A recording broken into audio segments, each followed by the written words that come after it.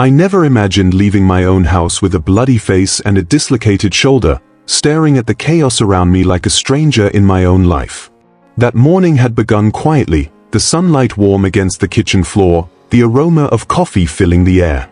I had no hint that my brother-in-law, Gerald, would suddenly erupt into rage over something that seemed trivial just moments ago. One second, I was calmly asking about a financial detail. The next, I felt searing pain across my face and shoulder, blood dripping down my cheek, my vision blurred, and my body trembling under the force of his attack. It wasn't just the physical pain, it was the shock, the disbelief, the overwhelming realization that someone I had trusted, someone I had welcomed into my home for years, could turn on me so violently. And then came the words from my sister. She stood there, watching, her voice quiet but piercing, "You should have signed the mortgage." Those words, cold and detached, sliced deeper than the assault itself. In that moment, I felt the full weight of betrayal, not just from Gerald, but from someone I thought I could rely on unconditionally. I looked around the kitchen, at the broken coffee table and scattered papers, and felt my world collapse in a single heartbeat. The sense of safety, the trust one had taken for granted, shattered along with the furniture. As I knelt there, wincing, I realized this wasn't only about pain or betrayal, it was a brutal wake-up call. Trust is precious, and when it's abused, it can leave scars far deeper than those on the skin. I knew I had a choice: let this define me, or start reclaiming my life. I reached for my phone with shaking hands and whispered to myself, "Before I tell you how karma turned this nightmare around, hit that hype button and subscribe." In that moment, I understood that awareness, self-advocacy, and resilience were not just words, they were survival. Seniors must recognize warning signs, protect themselves, and surround themselves with trustworthy allies, because even in the most familiar places, betrayal can strike. I'm Merrick Dalton, 62, a retired veteran who has spent most of his life serving others, first in the military and later in my community here in suburban Ohio. My days used to have a comforting rhythm, the kind that comes from a life built on routine, simple joys, and the satisfaction of small accomplishments. I loved waking up early, feeling the crisp morning air as I tended my garden, carefully pruning each plant and watching the sun rise over the quiet streets. Gardening wasn't just a hobby, it was a meditation, a way to reflect on life and remember the values I had carried through decades of service. Evenings were usually reserved for family. I took pride in hosting dinners for my sister, her husband Gerald, and the extended family. I enjoyed seeing everyone gather around the table, sharing stories, laughter, and sometimes heated debates over the most trivial matters. I had always believed that family was built on trust, loyalty, and mutual respect. Gerald and I had shared countless barbecues, holiday celebrations, and even long afternoons working together on small home projects. I had considered him a friend as much as a brother-in-law. I had been careful with my finances, never rushing into decisions, always ensuring that my home and resources were protected. Yet, in that carefulness, I also allowed myself to trust. I trusted my sister to be supportive, to value fairness, and to act in the best interest of her family. I trusted Gerald to respect boundaries, to act responsibly, and to honor the years of relationship we had cultivated. That trust was something I never questioned, because to me, trust was not optional, it was essential. Looking back now, I see that trust can be a double-edged sword. It can provide comfort, stability, and connection, but it can also make us vulnerable if placed in the wrong hands. I never imagined that the very people I had welcomed into my home, who shared in my daily joys and supported me in countless ways, could weaponize that trust. I had built my life around honesty and loyalty, believing that others would do the same. I had no idea that those beliefs could be exploited, leaving me exposed in the most personal ways imaginable. For seniors, especially those managing homes, finances, and family relationships, trust is necessary but must be balanced with vigilance. It's important to protect your boundaries, maintain awareness of potential risks, and ensure that even the closest relationships are built on consistent respect and accountability. I learned this lesson the hard way, and it reshaped how I approached every interaction from that point forward. I started noticing little things that didn't make sense, subtle signs that gnawed at me over time. Checks I had written for household bills would vanish, even though I had placed them in secure envelopes. Gerald, my brother-in-law, began taking phone calls in another room, speaking in low, hurried tones, and I could sense the tension in his voice. Even at family dinners, I caught fleeting glances between him and my sister, quick, loaded, and unspoken. At first, I tried to convince myself it was nothing. Maybe it was stress, or maybe I was reading too much into it, but the feeling of unease kept growing, settling deep in my chest like a stone. I couldn't ignore it any longer. Then came the day it all erupted. Gerald had been pacing and muttering for hours. I approached him calmly about a routine financial matter, thinking a measured conversation could diffuse the tension. I was wrong. In a sudden, violent motion, he struck me across the face, and pain exploded through my cheek. Almost immediately, my shoulder twisted unnaturally under another forceful hit, dislocating painfully. I stumbled and fell to the floor, my body throbbing, my vision blurring, and blood running down my face onto the patterned kitchen rug I had loved for years. My home, which had always felt like a sanctuary, became a battlefield in seconds. Coffee tables were dented, dishes toppled, papers scattered across the floor. Every detail reflected the chaos of that moment, the collapse of the safety I had taken for granted. But the physical pain wasn't the worst part. My sister stood silently, watching, her expression almost indifferent. Earlier that day, she had whispered a comment about the mortgage that now replayed in my mind. The casual cruelty of prioritizing financial matters over my safety cut even deeper than the assault itself. I had trusted them both implicitly, welcomed them into my life, shared meals, celebrations, and memories, and in one instant, that trust was obliterated. The betrayal was not only physical but emotional, leaving me stunned, angry, and shaken to the core. Even as I writhed in pain, a strange clarity began to emerge.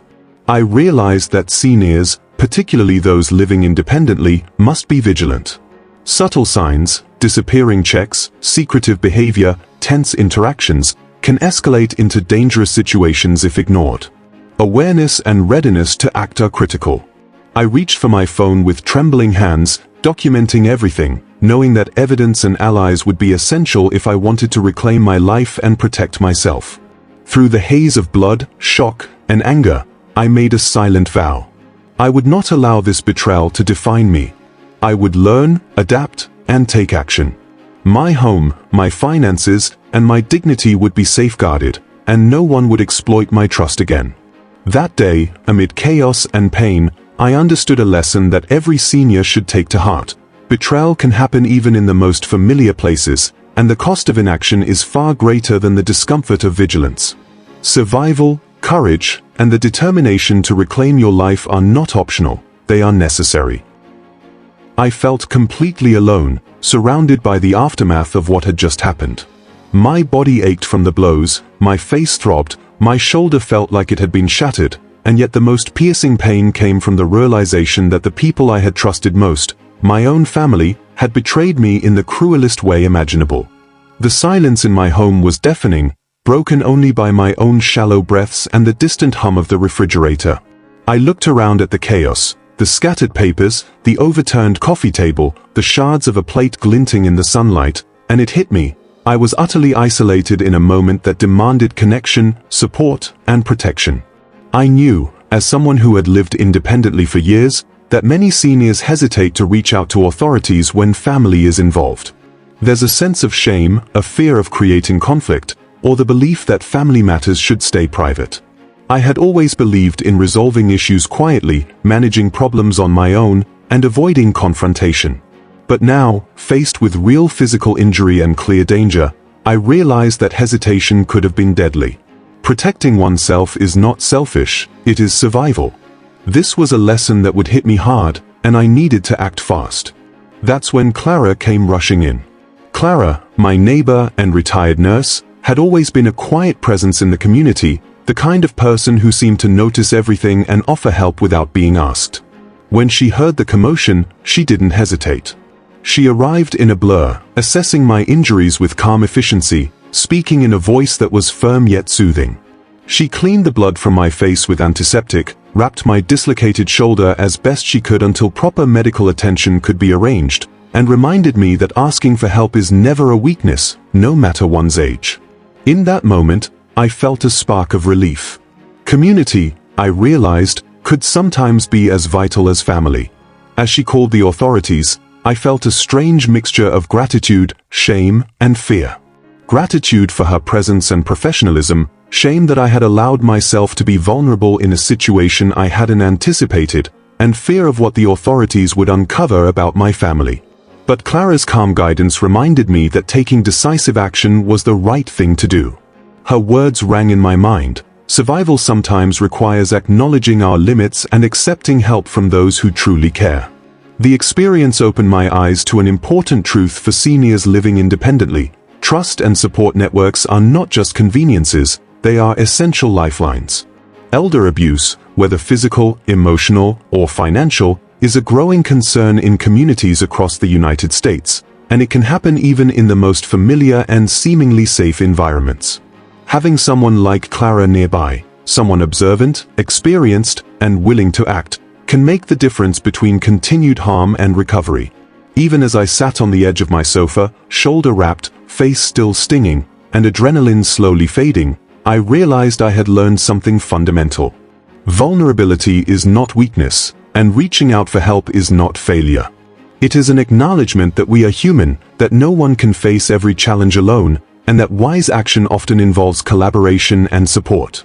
Seniors, especially those managing homes, finances, or complicated family dynamics, must build and maintain these networks. Neighbors, friends, local community organizations, and professionals who can provide timely intervention. That day, as I reflected on Clara's help, I understood that recovery isn't just about healing the body, it's about restoring trust, finding allies, and reclaiming control of one's life. Community support can provide guidance, protection, and reassurance, and it can even prevent future harm by creating accountability. I made a promise to myself that I would never underestimate the power of a trusted neighbor, a professional ally, or a strong support system again. Sitting there, I realized that isolation is a dangerous trap for seniors. The moment I allowed fear, embarrassment, or pride to dictate my actions could have been catastrophic. But by taking the step to accept help, I turned what felt like helplessness into empowerment. Clara's presence reminded me that no matter the betrayal, there is always a path forward if we are willing to seek it. This lesson, hard-earned and deeply personal, underscored the importance of vigilance, awareness, and reaching out, even when it feels difficult, to safeguard our well-being, dignity, and peace of mind. In the end, that chaotic, painful day became a turning point. It was not only about surviving an assault but learning how to navigate life with strength, wisdom, and community. Seniors must understand that help is not a sign of weakness, but a vital resource that allows us to face challenges, heal from betrayal, and reclaim control over our lives. The support of one caring neighbor, one professional ally, one trusted friend, can make the difference between feeling powerless and finding the courage to take back one's life. Lying in bed that night, the events of the day replayed over and over in my mind like a relentless storm. My face still throbbed from the blows, my shoulder ached with a dull, persistent pain, and my heart pounded not just from the physical trauma, but from the crushing realization of betrayal. I thought about Gerald, about my sister, and about the trust one had extended so freely, trust that had been twisted into a weapon against me. But amidst the pain, a quiet determination began to grow, a fire that would not be extinguished by anger or fear. I realized that if I allowed myself to be consumed by despair, I would be handing over the control of my life to people who had shown they had none of my best interests at heart. That night, I made a vow to myself. No one would control me, no one would threaten my home, and no one would dictate the course of my life again. I reflected on the years I had spent building a life of dignity and stability. I had served my country, worked hard, raised my family, and carved out a peaceful existence in my suburban home. I understood the value of independence, not just as a concept, but as a way of living that honors one's experiences, wisdom, and personal boundaries. That realization became my anchor. I decided that reclaiming my independence was not simply about taking back what was mine, it was about asserting my worth, protecting my dignity, and refusing to allow fear or manipulation to dictate my decisions. I knew that regaining control would require more than words. It meant setting firm boundaries, taking actionable steps to safeguard my home and finances, and refusing to tolerate behaviors that threatened my well-being. I thought about seniors like me, many of whom face similar challenges, sometimes subtle, sometimes overt, with family, neighbors, or caretakers. It became clear that standing up for oneself is a skill that must be cultivated, a practice of courage and discernment. Reclaiming independence is not an act of defiance, it is a commitment to personal responsibility and self-respect. That night, I also recognized the importance of mental resilience. I would need to overcome fear, guilt, and the lingering shock of betrayal. I resolved to focus on practical steps, securing my finances, documenting interactions, and creating a support network of trusted neighbors, friends, and professionals who could assist if needed. But equally important was the internal work, strengthening my confidence, trusting my judgment, and refusing to let past betrayals dictate my future. As I lay there in the dim light of my bedroom, I felt a strange sense of calm begin to replace the storm of emotions. The pain in my body reminded me of what had happened, but the determination in my mind reminded me of what I could achieve. I would not be a victim. I would be vigilant, strategic, and resilient. My independence was not just a state of living, it was a statement of self-worth and agency. By the time sleep began to creep in, I had made another silent promise. I would approach each day with intention, fortify my boundaries, and reclaim not just my home, but my peace of mind. That night became the turning point, the moment where fear was transformed into resolve, vulnerability into vigilance, and betrayal into the fuel for a stronger, wiser, and empowered version of myself. Seniors must understand that independence is sacred and defending it is essential. It is never too late to reclaim control, dignity, and a life free from manipulation or threat. Recovery wasn't just about healing the bruises on my face or the dislocated shoulder that had left me in constant pain. It was about rebuilding my confidence, reclaiming my sense of safety, and regaining control over my life. I realized that physical recovery alone would not protect me from future harm. I needed to develop skills, strategies, and awareness that would allow me to navigate the world with caution, intelligence, and resilience. The first step was learning self-defense techniques specifically tailored for seniors. I enrolled in a local community program designed for older adults, focusing on balance, reaction time, and methods to fend off aggressors without risking further injury. Each session was challenging, and at first, I doubted myself. My body was older, slower, and more fragile than it had once been, but the instructors emphasized strength over speed and strategy over force. With every move I practiced, every simulated scenario I worked through, I felt a growing sense of empowerment. I wasn't just recovering physically, I was preparing mentally and emotionally to face potential threats with confidence and poise. Alongside physical preparedness, I recognized the urgent need to secure my finances. I had spent years trusting family to manage certain aspects of my life, and that trust had been exploited. I hired a trusted financial advisor who specialized in working with seniors, someone who understood the importance of safeguarding assets, reviewing all legal documents, and establishing clear boundaries for who could access accounts or make decisions on my behalf. Together, we reviewed my investments, my mortgage, and all critical paperwork. I learned to identify red flags, understand complex financial instruments, and take proactive steps to prevent manipulation or fraud. For seniors, this is an essential part of growth. Knowledge and preparation can be as protective as physical defenses. Feeling in control of my finances brought a profound sense of relief, and each small action to secure my home and resources reinforced my growing confidence. Recovery also required rebuilding my emotional and mental resilience. I joined a local senior support group, where others shared experiences of betrayal, elder abuse, and unexpected crises. Listening to their stories, sharing my own, and learning practical coping strategies became a powerful source of strength. I realized that trauma is not just a private struggle, it is an experience that can be managed more effectively when you connect with others who understand and offer support. The community reinforced the lesson that independence does not mean isolation. It means making informed decisions, seeking help when necessary, and building networks of accountability and trust. Every day, I noticed subtle but profound changes in myself. Tasks that once seemed daunting, walking up the stairs, reaching for items on high shelves, defending myself in practice scenarios became easier. My confidence in social and financial situations grew. I could negotiate confidently with contractors, discuss banking matters without fear, and even set clear boundaries with my sister and Gerald. I realized that transformation is cumulative. Each effort, no matter how small, contributes to a stronger, wiser, and more capable self. Seniors often underestimate the power of incremental growth, but small, consistent actions build resilience that can withstand both emotional and physical threats. I also discovered the importance of hobbies and routines in fostering recovery. Gardening became more than a pastime. It was therapy, a way to regain patience, focus, and inner calm.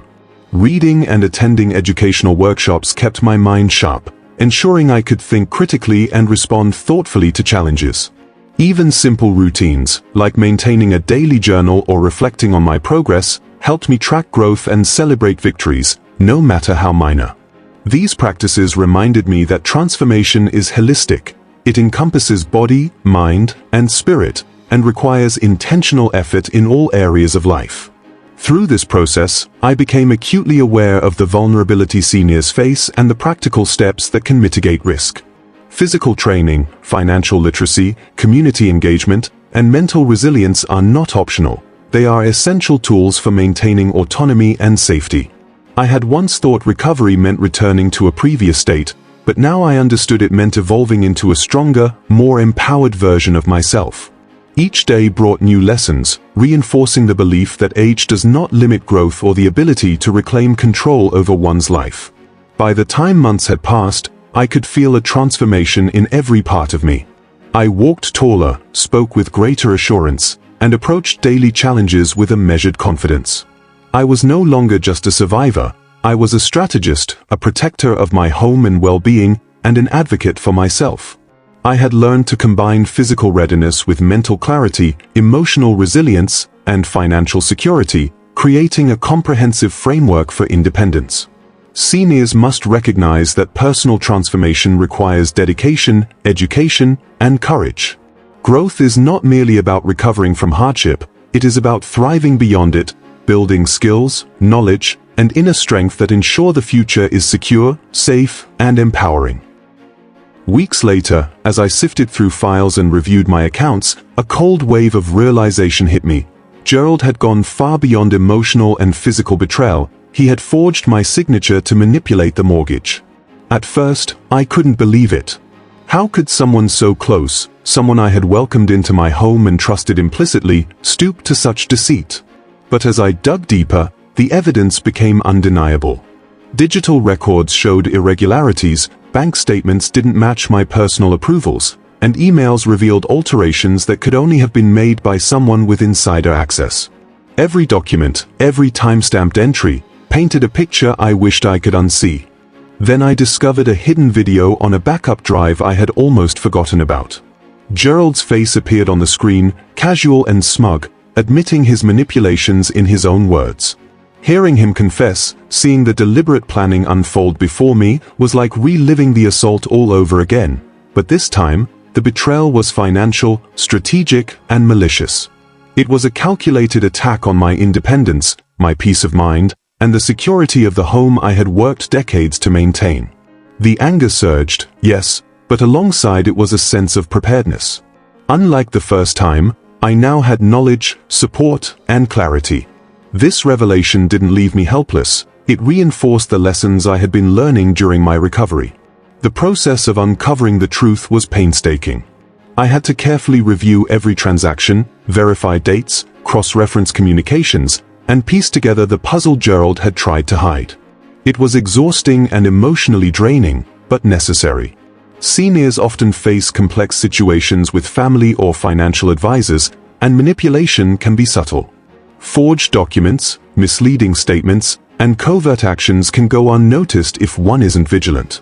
I learned that being meticulous, questioning anomalies, and documenting everything is not paranoia. It's essential for self-protection and empowerment. Finding the evidence was a turning point. It transformed my fear and shock into actionable steps. I reached out to my trusted financial advisor, who helped me secure my accounts and alerted the proper authorities. I contacted the local police and provided the evidence I had collected. The realization that I had been deceived so deliberately could have crushed me, but instead, it fueled a renewed sense of determination. I was no longer a passive victim. I had proof, I had strategy, and I had the support to take control of the situation. Emotionally, the revelation hit hard. I felt grief, anger, and disbelief, but I also felt empowered by my own vigilance. This experience taught me that seniors must approach family and financial matters with both trust and caution. It's not disrespectful to ask questions, verify signatures, and insist on transparency.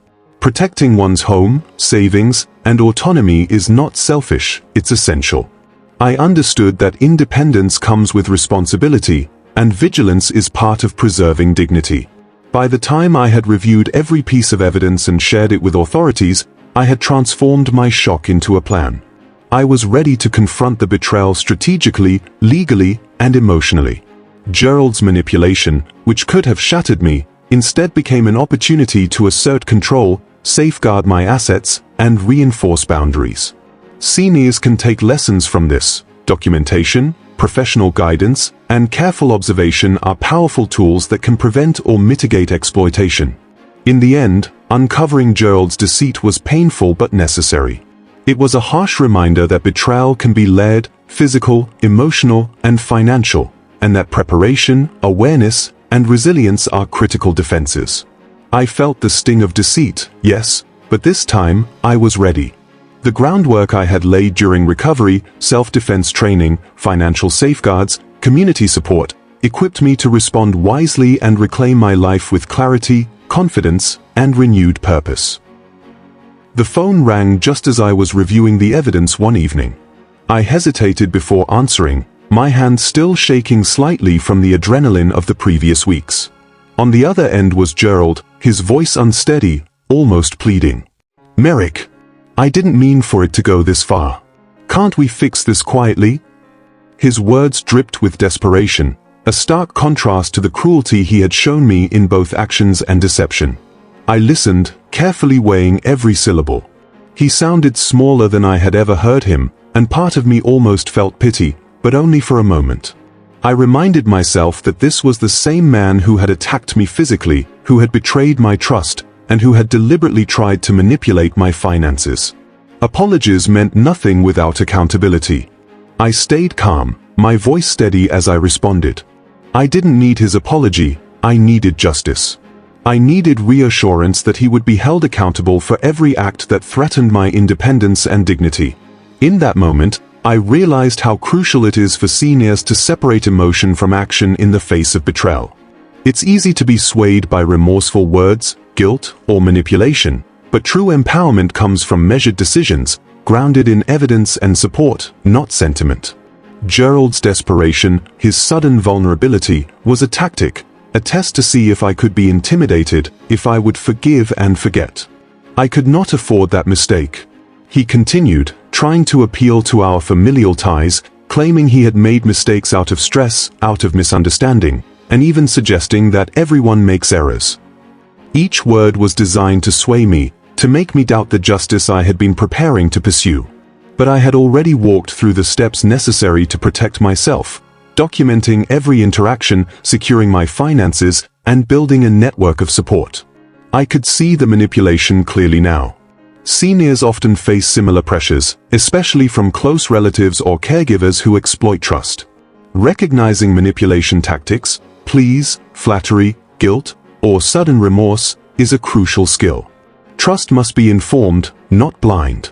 I responded firmly, setting boundaries with clarity.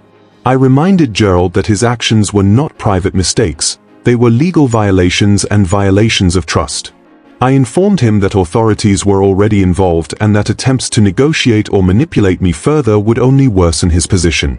Saying these words aloud gave me a sense of control I hadn't felt since the assault. I realized that asserting authority in situations of betrayal is not aggression, it is self-preservation. Seniors, particularly those managing their homes, finances, and independence, must learn to enforce boundaries decisively, even when it involves confronting someone they once trusted. Even as he pleaded, I stayed silent for a moment, letting the weight of his desperation sink in. I knew that maintaining composure in the face of fear or intimidation is a powerful tool. Gerald's emotional unraveling highlighted the stark difference between genuine remorse and self-serving fear. Seniors can take a lesson here. It is not the tears, the trembling voice, or the promises of change that matter. It is the documented evidence, the prepared plan, and the support network that define outcomes. I did not waver. My focus remained on accountability, justice, and the protection of my home, my finances, and my dignity. By the end of the call, Gerald's voice was quieter, almost defeated, but I felt no triumph in his fear. I felt empowered. The moment crystallized a truth I had been learning through this entire ordeal. Desperation from an antagonist can be revealing. It exposes guilt, the extent of deception, and the manipulative strategies employed. But it also underscores the importance of staying grounded, calm, and methodical. Seniors must understand that facing betrayal requires emotional discipline, a clear plan, and unwavering adherence to personal and legal boundaries. That night, I hung up the phone with a sense of clarity and purpose. Gerald's desperation no longer intimidated me. It confirmed the path I had chosen. I was not reacting impulsively, I was responding strategically. Justice was not about vengeance, it was about ensuring safety, accountability, and the reclamation of my life. Seniors, especially those navigating family conflicts or financial exploitation, must recognize that maintaining composure, documenting everything, and acting decisively are essential tools for survival and empowerment. Gerald's fear was a reflection of his guilt, but it was my preparation, vigilance, and calm resolve that ensured he could not manipulate or threaten me again. I took a deep breath, feeling the weight of everything that had happened press down on me, and responded with a calm but unwavering voice. Fix it yourself. I don't sign what I don't owe, and I won't be bullied in my own home. The words felt heavy yet liberating as they left my lips. For so long, I had allowed trust and familial bonds to dictate my reactions, to keep me quiet, and to leave me vulnerable. But now, after months of recovery, investigation, and preparation, I realized that true strength lies not in retaliation, but in setting firm boundaries and standing by them. Seniors often underestimate this form of power, the ability to say no decisively, to assert control without aggression, and to protect personal dignity through clear, principled action. I refused to engage in violence or escalate conflict. That was not my path. Cold revenge is not about striking back physically or emotionally, it is about reclaiming authority over your own life and refusing to be manipulated. Gerald's attempts to intimidate or coerce me no longer held sway. Every time he tried to appeal to fear, guilt, or obligation, I reminded myself that my home, my finances, and my peace of mind were mine to protect. Seniors, particularly those living independently, must understand that power comes not from confrontation alone, but from knowledge, preparedness, and unwavering adherence to one's boundaries. In asserting my refusal, I reclaimed the narrative of my life. I also realized that refusing to participate in his schemes or excuses served as a form of accountability. By not giving in, by not signing what I did not owe, I forced him to confront the consequences of his own actions. This was a lesson I wish more seniors understood. Standing firm can be a deterrent to future exploitation. People who seek to manipulate often test limits, and it is in the refusal that they encounter resistance they cannot easily overcome. It is a subtle but effective form of empowerment, one that preserves dignity while reinforcing justice. Emotionally, it was difficult at first. The temptation to lash out, to make him feel the same pain, to punish him for the betrayal and assault, was strong. But I had learned over the months that true control does not come from anger. It comes from composure, preparation, and strategic action. I could have responded with rage, but that would have only allowed him to continue to influence my emotional state. Instead, by refusing to participate, by maintaining calm authority, I sent a message far stronger than any outburst could convey. I am in control of my life, and I will not let fear, violence, or deception dictate my choices. Through this process, I discovered a broader truth for seniors. Independence and dignity are preserved not by retaliation, but by clear boundaries, assertiveness, and informed decisions. Protecting your home, your finances, and your emotional well-being requires both vigilance and restraint. By standing firm, I not only defended my rights but also sent a clear signal to Gerald, and anyone else who might attempt to exploit trust, that I was no longer a passive participant in my own life. By the end of that conversation, I felt a profound sense of liberation. Refusal had become my tool of justice, a method of reclaiming control without stooping to violence or bitterness. Seniors must recognize the power in this approach. Strength lies in restraint, in knowledge, and in the courage to protect oneself with integrity. I had chosen my path, and in doing so, I refused to allow anyone to control my story, my home, or my peace of mind ever again. Weeks after my refusal to engage further, I watched as karma quietly, yet decisively, unfolded. Gerald, who had once wielded fear and manipulation like weapons, began facing the consequences of his actions. The legal system, often slow but thorough, caught up with him. Criminal charges were filed for fraud and elder abuse, a stark reminder that deliberate deceit and physical assault are never without repercussions. His attempts to manipulate me, to exploit my trust, and to coerce me into signing what wasn't mine had backfired spectacularly. It was a powerful moment to witness, someone who had thrived on intimidation and control now exposed to accountability, without me having to lift a finger beyond documenting the truth and seeking proper channels. Financially, Gerald's schemes unraveled. His carefully constructed manipulations of my mortgage and finances collapsed under scrutiny. Bank audits, forensic reviews, and legal investigations revealed the depth of his deception. Assets were frozen, liabilities exposed, and the illusion of power he had clung to vanished almost overnight. Watching him struggle, not through my direct retaliation but because of the systems in place to protect victims like me, was profoundly satisfying. For seniors, this is an essential lesson. Sometimes, the most effective revenge is not action or confrontation but ensuring that proper structures, legal, financial, and communal, are leveraged to hold wrongdoers accountable. Preparation, documentation, and awareness can allow justice to unfold without personal risk. Socially, Gerald faced humiliation.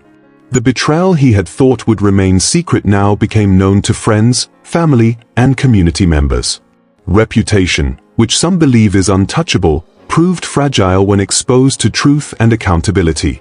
I realized that karma often works subtly but with precision. Those who manipulate, harm, and betray rarely escape the consequences forever. Observing this, I felt a deep sense of vindication, not from schadenfreude, but from knowing that honesty, integrity, and patience had triumphed over deceit and cruelty. Seniors must understand that seeking justice through the right channels can restore dignity and peace without creating unnecessary conflict or personal risk. Emotionally, this was liberating. I no longer carried the weight of fear, anger, or uncertainty. Seeing Gerald face repercussions reaffirmed the importance of patience and strategic action. I had acted with prudence, sought the right advice, and allowed the system to work. The satisfaction was profound because it wasn't about revenge, it was about fairness, safety, and reclaiming my life on my own terms.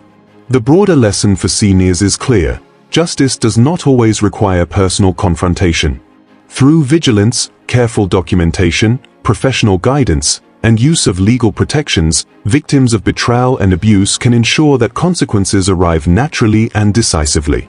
My experience demonstrated that empowerment comes from preparation, not aggression, from courage, not retaliation, and from strategic action, not impulsive reactions.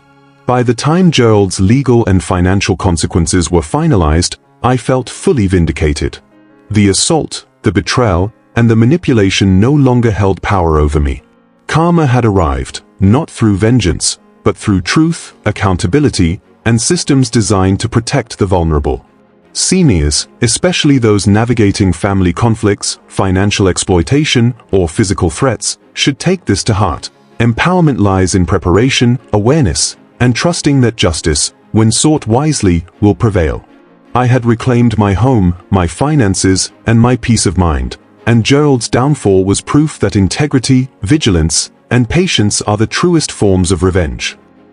I learned a hard truth: family isn't defined solely by blood. It is defined by trust, respect, and responsibility.